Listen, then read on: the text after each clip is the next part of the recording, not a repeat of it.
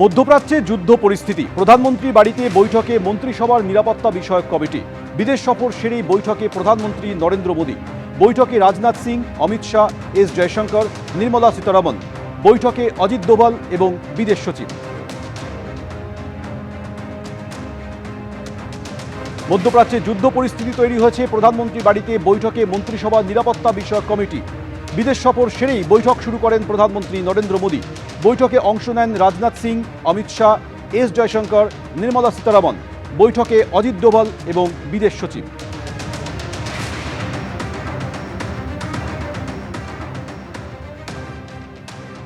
এদিকে আরব আমিরশাহী প্রেসিডেন্টের সঙ্গে কথা বললেন ভারতের প্রধানমন্ত্রী। আরব আমিরশাহীর উপর হামলার তীব্র নিন্দা করেছেন প্রধানমন্ত্রী নরেন্দ্র মোদী। আরব আমিরশাহীর দুঃসময়ে পাশে রয়েছে ভারত, পোস্ট করেছেন প্রধানমন্ত্রী। আরব আমিরশাহীতে বসবাসকারী ভারতীয়দের পাশে দাঁড়ানোর জন্য ধন্যবাদ জানিয়েছেন, পোস্ট ভারতের প্রধানমন্ত্রীর। আমরা যুদ্ধ প্রশমন, আঞ্চলিক শান্তি, সুরক্ষা ও স্থায়িত্বে বিশ্বাস করি, পোস্ট করেছেন প্রধানমন্ত্রী।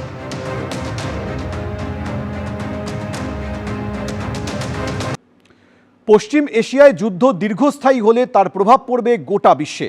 এই প্রেক্ষাপটে পরিস্থিতির উপর কড়া নজর রাখছে ভারত। কারণ অবস্থার অবনতি হলে তা ভারতের অর্থনীতি থেকে শুরু করে কৌশলগত ক্ষেত্রেও প্রভাব ফেলতে পারে বলে মনে করছেন বিশেষজ্ঞরা। বিশ্ববাজারে হু হু করে বাড়তে পারে অপরিশোধিত তেলের দাম।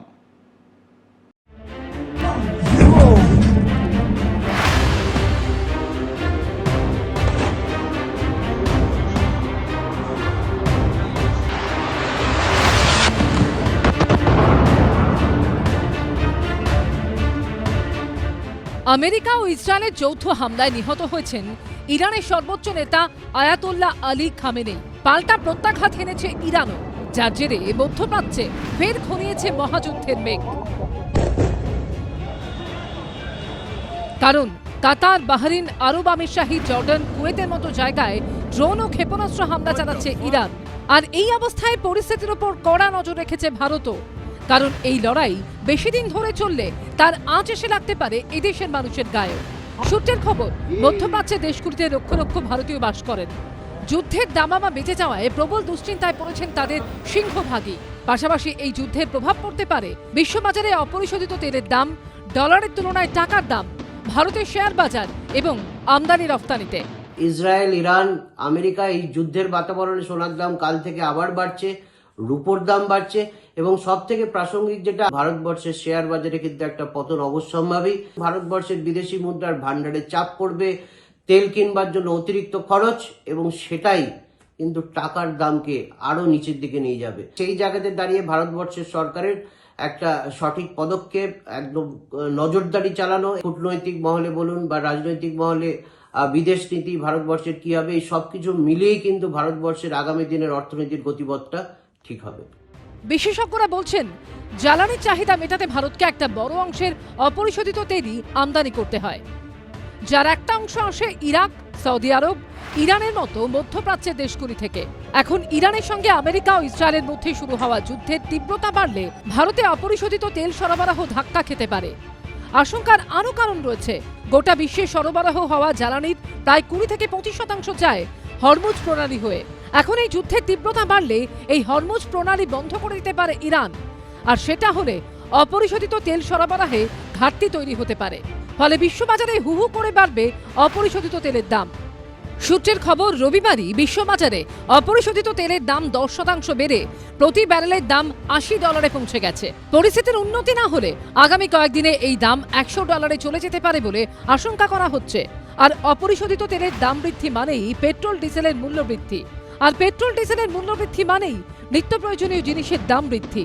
অর্থাৎ প্রভাব পড়বে সরাসরি সাধারণ মানুষের হেসেলে। যুদ্ধ যেখানেই হবে সঙ্গে সঙ্গে শেয়ার মার্কেট হিট করে যায়। কালকে দেখো না, বাজার খুললে পরে তো সবাই ক্রস ফিঙ্গার করে বসে রয়েছে যে কার কত চলে গেল। That is the main oil route. তা যদি হয়, অলরেডি ব্যারেলের দাম $100 চলে গেছে, আর এই যে যদি 120 কি 130 চলে যায়, তাহলে the entire world's economy is going to be hit very very badly. মধ্যপ্রাচ্যে যুদ্ধ পরিস্থিতির প্রভাব পড়তে পারে ভারতের বাণিজ্যেও। মধ্যপ্রাচ্যের দেশগুলিতে গয়না ও রত্ন, খাদ্য সামগ্রী, বস্ত্র, রাসায়নিক, ইঞ্জিনিয়ারিং ও পেট্রোলিয়ামজাত পণ্যের একটা বিপুল অঙ্কে রফতানি করে ভারত। সেই ব্যবসা ধাক্কা খেলেও ভারতের লোকসানের হিসেব গুনতে হবে। ইরানের দক্ষিণ উপকূলে অবস্থিত চাবাহার বন্দরও কৌশলগতভাবে ভারতের কাছে খুবই গুরুত্বপূর্ণ, কারণ পাকিস্তানকে এড়িয়ে আফগানিস্তান সহ মধ্য এশিয়ার বিভিন্ন দেশ, ইউরোপ ও রাশিয়ার সঙ্গে ব্যবসা বাণিজ্যের ক্ষেত্রে এই বন্দর ভারতের কাছে খুবই গুরুত্বপূর্ণ। সম্প্রতি প্রায় প্রতি বছর কেন্দ্রীয় বাজেটে চাবাহার বন্দরের পরিকাঠামোগত উন্নতির জন্য 100 কোটি টাকা করে বরাদ্দ করেছিল ভারত সরকার, কিন্তু যুদ্ধের আবহে এবং আমেরিকা নিষেধাজ্ঞা জারির পরে এবছর বাজেটে চাবাহার বন্দরের জন্য কোনো বরাদ্দ করা হয়নি। এটাতে প্রধানত এফেক্টেড হচ্ছে যে প্রণালী দিয়ে আমাদের সর্ববৃহৎ তেল পরিষেবা আসে এবং তেলের যে সাপ্লাই আসে, হরমুজ প্রণালী, এখানে যদি আপনার মোটামুটি 1/4 যে ধরনের যত তেলের ট্যাঙ্কার আসে সেগুলো যদি যাত্রাপথ বন্ধ হয়, তাহলে ভারতবর্ষে এমনও হতে পারে যে, এবং সারা বিশ্বে এই তেলের দাম $70 এখন দাঁড়িয়েছে ব্যারেল প্রতি, এটা প্রায় বেড়ে $100 হতে পারে। এবং ভারতবর্ষে এমনিতেই তেলের দাম অত্যন্ত বেশি, এবং যখন বহির্বিশ্বে দাম কম থাকে তখনও ভারতবর্ষে তেলের দাম বেশি থাকে। ফলে এখানকার কোম্পানিগুলোর একটা সহজাত পদ্ধতি হচ্ছে যে তেলের দাম ভারতের মানুষের উপর চালান করে দেওয়া আর কি। একে আমরা বলি যে ট্রান্সমিশন কতটা করতে পারলো সেটার উপর নির্ভর করে। সব মিলিয়ে বিশেষজ্ঞদের মতে মধ্যপ্রাচ্যে এই যুদ্ধ দীর্ঘস্থায়ী হলে ভারতের জন্য মোটেও তা ভালো খবর হবে না। অরিত্রিক ভট্টাচার্য ও ঐশী মুখোপাধ্যায় রিপোর্ট, এবিপি আনন্দ।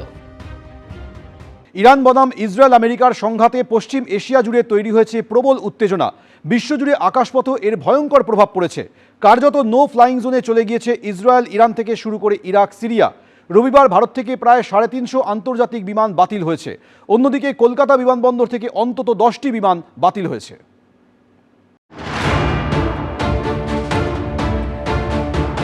মধ্যপ্রাচ্যে যুদ্ধের দামামা।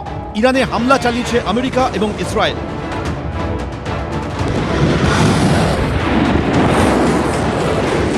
মধ্যপ্রাচ্যের একাধিক দেশে আমেরিকার সৈন্য ঘাঁটিতে প্রত্যাঘাত করেছে ইরানও।